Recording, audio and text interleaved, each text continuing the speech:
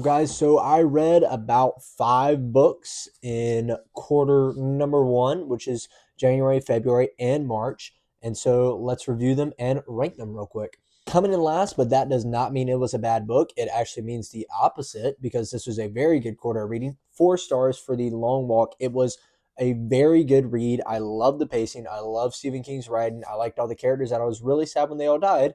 But it just isn't as good as these next couple books because these next couple books were absolute bangers. Now let's get into the next one. Okay, the next one is Fellowship of the Ring, another 4-star read. I could have rated it higher, but I didn't because for the very fact it did not feel complete. The Lord of the Rings should probably be rated, as one book, but I'm not doing that because I need to get as many books in this year as I can because I've got a goal. So it's getting counted as one book, and I'm still putting it as 4 stars because I know the ending's going to be great, and I'll probably go up when I finish the series.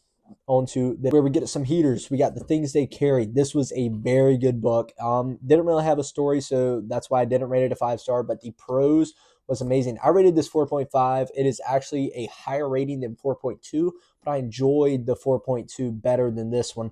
But this one was amazing. The prose is the best I've ever read. It was so good. That's solely why it's 4.5. The story didn't really matter that much. There was no story. It's just the prose and the little bits of character work were awesome. On to number two. Number two is Gates of Fire. Now, I was a little underwhelmed, but looking back on it, I really enjoyed this read. I thought it was going to be one of my favorites, but it was still a very solid read. I rated it at 4.25, and I really enjoyed reading it. The battle scenes were amazing, and I kind of want to go back and reread it, so I might do that down the line because I'll probably get a better experience out of it.